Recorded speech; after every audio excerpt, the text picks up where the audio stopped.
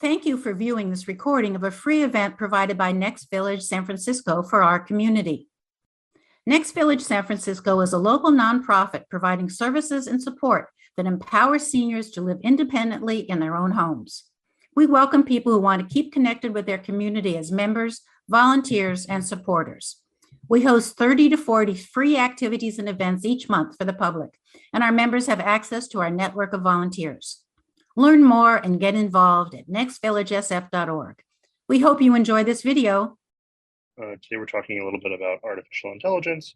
There's going to be a little bit of overlap from the first session, just in case we have some new joiners, but the information is still relevant and important. So let's just kick it off. Sorry if the background noise is a little bit loud, but I'll do what I can here. So what is it? Artificial intelligence enables machines to learn from data and recognize patterns and to perform tasks more efficiently and effectively. And probably the most notable iteration of this that you've heard in the news is a company called OpenAI, which makes a product, ChatGPT. Some other ones you might have heard are things like Google's Bard, and there's improvements to Siri as well. That's also iterating on the idea of artificial intelligence, which we'll talk a little bit about in just a few slides. Cool. So I'd just like to run over like a very brief history. So it kind of all started in the 1950s. There was a gentleman named Alan Turing, and he developed this thing called the Turing test. This is the ability to differentiate a human from a computer, and it kind of kicked off the evolution of artificial intelligence as we know today. A lot of stuff happened in between. I think the really cool breakthrough that got a lot of people's attention was around 2010. There was a IBM product called Watson, and it was able to compete on Jeopardy, and it was better than any human was able to perform. So that kind of got a lot of attention on the possibilities of machine learning and what artificial intelligence can do. Moving down, we saw the introduction of Siri in 2011. That's the iPhone product where you can sort of interact and do tasks with your voice command. Then in 2014, we saw the invention of Alexa, and Alexa is the Amazon product that we all have in our homes, and is also able to complete tasks and stuff like that. And then today, 2002 to current, we're what's called generative AI, and this is machine learning that is able to generate new content based off of the learnings from the past. So this is how you can interact with something like ChatGPT, for example. It has a large knowledge base of information that it's iterated through and processed, and it can create prompts and ideas, or it can think based off of those learnings that it has access to. It was the idea of kind of how does this all work. I am not an expert in any stretch of the imagination, but basically what's happening to teach machines to learn is a whole bunch of math. So there's this concept of deep neural networks where you're providing input to a machine, and then in response, you're basically quizzing it and getting, you're testing the machine and providing feedback on the results. And then over time, as you adjust some signals, you do some more math, you can slowly get to this output layer that is fairly accurate. So here's kind of the example that I like to draw on. So if we were to take some inputs here, like a image of some animals, and we feed this back to the computer, and we are testing and giving feedback. So let's say, like, what are the attributes of an elephant, right? It has, these sort of lines on parts of its body. It also has this sort of lines. It also maybe looks like this, or does this look like an elephant, but also maybe shares the characteristics of a kangaroo. So by giving it information and then providing feedback on it, slowly the machine is able to generate an output with a bunch of math that goes on under the hood and feedback from humans. So I think what's really cool about this is just how well it works, and it's amazing the way that this sort of deep neural network functions. Again, I'm not an expert, but I'm happy to provide a quick overview. If you're interested more in this topic, I would definitely do some interesting reading on neural networks and machine learning, kind of how they work. All right, where do we see this kind of stuff? So we see it everywhere, right? I think ChatGPT kind of dominates in terms of like artificial intelligence, and sort of that's the cutting edge. But we also interact with this all the time. So your web searches, those are all using some degree of AI. Your recommendation engine. So when you go on Netflix and you find a something that's recommended to you, that's based off of your preferences. It knows your preferences. It knows what you've watched in the past, knows what you like and what you don't like, and it serves that up. So recommendation engines are all a degree of artificial intelligence. Autonomous vehicles, a highly sophisticated version of artificial intelligence.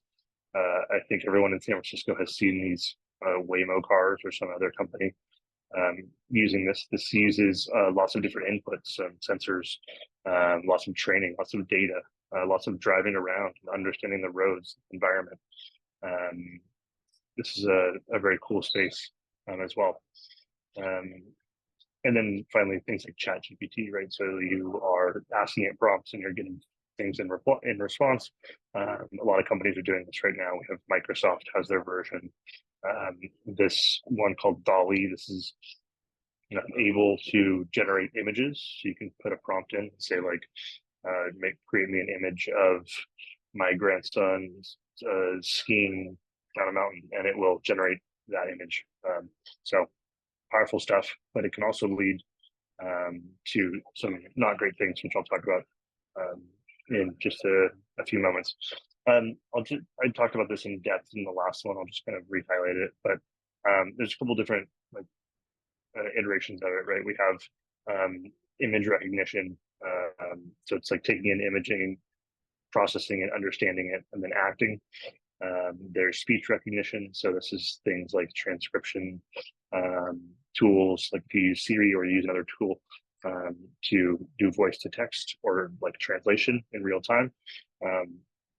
That's another version of machine learning. Chatbots, which I think we've all interacted with. So you go to a website and you get a pop-up asking how you are, like, what are you on the site for? Are you looking to buy something? Are you looking to get support? All of that is all automation and machine learning that's providing feedback to the end user to try to get them help without interacting with a person. Sentiment analysis is really interesting as well. So the machines are taking an input and then understanding relationships between objects, looking at trends. It's also able to do emotional intelligence. So this feeds into things like recommendation engines and sentiment analysis. So cool stuff with that as well. All right, and I think the most important topic is how all of this cool stuff can get used for not cool stuff. Let me move this around. So of course, there's a very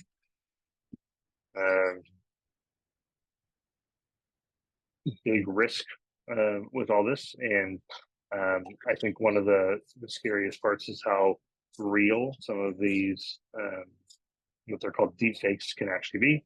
So with this technology, we're seeing an increased sophistication of scams and Both, it started out as like voice mimicking, so where again it can create prompts that sound like someone that you know or familiar with, but also we're entering into a stage where video is also becoming a real problem, where computers can generate video that looks like a real person that you're familiar with and can interact with that on something like a Zoom, for example.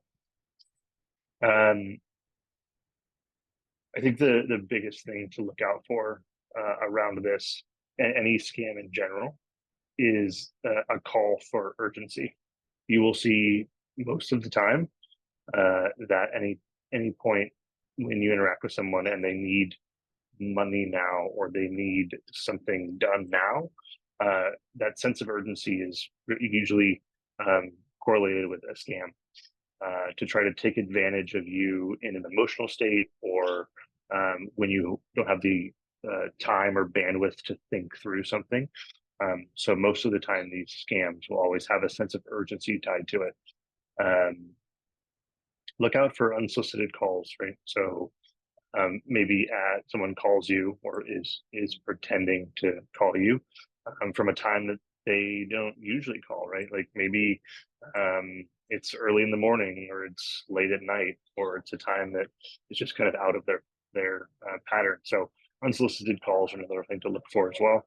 And I think another thing that we need to do is just stay informed and understand like the current threat landscape and what's happening out there. And there's plenty of news articles about different scams, how they've happened, what they look like. So just kind of staying informed and keeping it top of mind is really important. Is there any questions so far?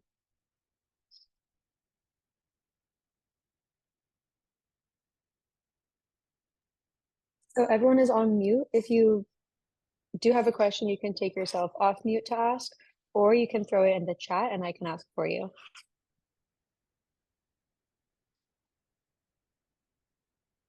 I think we're good. Cool. Yeah, we're good. Cool. Go back to here. So I'm just going to highlight 4 of kind of the most common ones that I've seen and seem to be most relevant. So voice cloning scams. So trained on data that it has about you or someone that it's targeting. So basically, you might get a phone call or WhatsApp call or something from maybe a not familiar calling medium, and it might sound like someone you know. So this unfortunately happens kind of often now, where someone calls and says, they are in jail. If someone called my grandmother a few weeks ago and pretended to be one of her siblings, and that they were in trouble and needed money.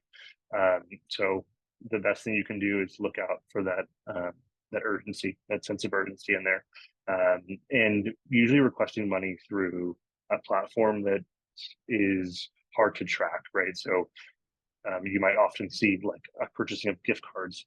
You might see something like a wire transfer or a cryptocurrency, things like that. Once the money is sent, they're very hard, if not impossible, to recover. So that's why scammers like to use these mediums. So be on the lookout for that. Wire transfers and gift card purchasing, things like that. It's usually how their preferred route. Deep fake video scans. So again, this is a newer thing that came with sort of the generative AI. But basically, there's some examples that I can show. But you are on a Zoom call or you get a FaceTime or video call with somebody. And at first glance, it might look real. It might look like someone that you're familiar with and know, but it's possible that it's not them.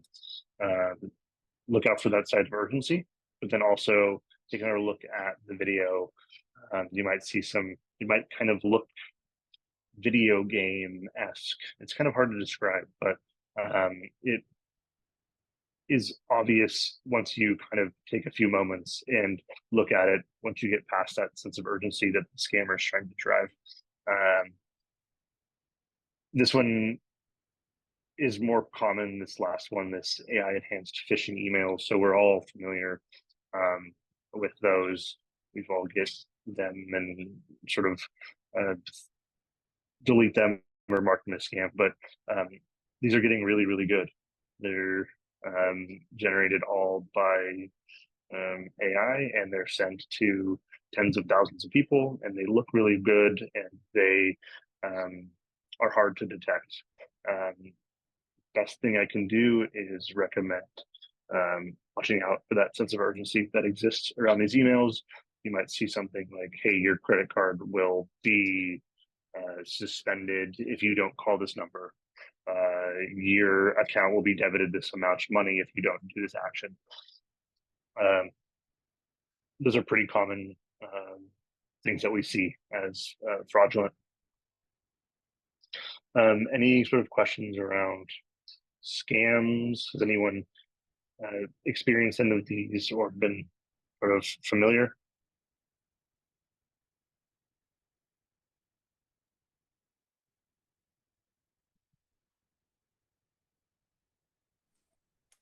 Yes, I've been a victim.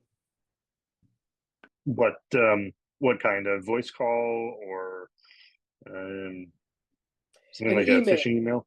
An email from a neighbor, and allegedly somebody was asking for money, and I fell. I realized I made a mistake. She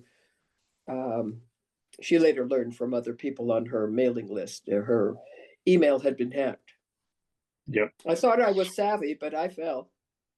Yeah. Did you were you able to recover any of that, or? No, it was a minor loss. Yeah.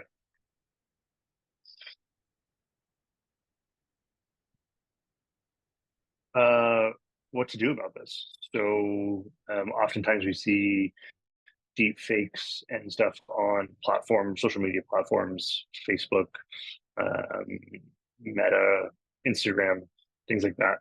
That could even be misinformation or things like that. Just report through the social media app, right? So there's usually, with every piece of content, there's the ability to like report or block. That's the best thing you can do while you're in one of those platforms. If you get an email that you're not sure about, delete it. If you are talking to someone on a phone or on a video call, when in doubt, if you sense a sense of urgency in the call, just hang up. Don't interact. Don't engage. I think one of the best things you can do is call back the number that you're familiar with. A good example of this is someone if someone calls you and they say, I'm from Wells Fargo Bank, blah blah blah. Very rarely do those banks actually reach out to you. What you can do is hang up the call and then call a verified number, right? Look at the number on the back of your credit card, or reach out through the mobile app, or look up the number on Google. So call back the number if you have suspicions. I will say be careful on Googling numbers. It's fine most of the time. But I did recently see, I experienced this with someone in my life, that Googled the number for Geek Squad, which is that like tech support, and scammers were able to pay for Google ads to have a fake number put on the top. So she thought she was calling Geek Squad, and it was actually a scammer. So I would say Google numbers, but check official websites, right? Like if you're looking at Chase Bank, Google it, and then go to like the actual website. Go to the bottom, find the number, find the contact link. And the last thing you can do is report scams online to the FTC. I don't know if anything happens to these, but there is a website that you can go and you can explain what you saw, how you experienced it, and you can report it that way. And maybe that'll help something eventually. This is just a photo that I like to highlight because it's kind of incredible. These are photos of President Obama. One on the left is the original, and the video on the right is artificial. So they, as a demonstration, they created a clip of him talking, and it was all fake. Was able to mimic his voice, was able to mimic his posture, his cadence, his look. So pretty crazy stuff. We've arrived here. So the technology is very good. But I do like to say that it's not all bad. There's a lot of risks, but there's also a lot of rewards. We're seeing some really incredible things come out of artificial intelligence in this new era. I think some things I want to highlight: personalized and simplified medical care, right? So we're able to better predict health risks. We can offer better tailored treatment plans. There's also an element of mental wellness and engagement. So having artificial intelligence, someone you can interact with, customized content for you, things that you're interested in, companionship,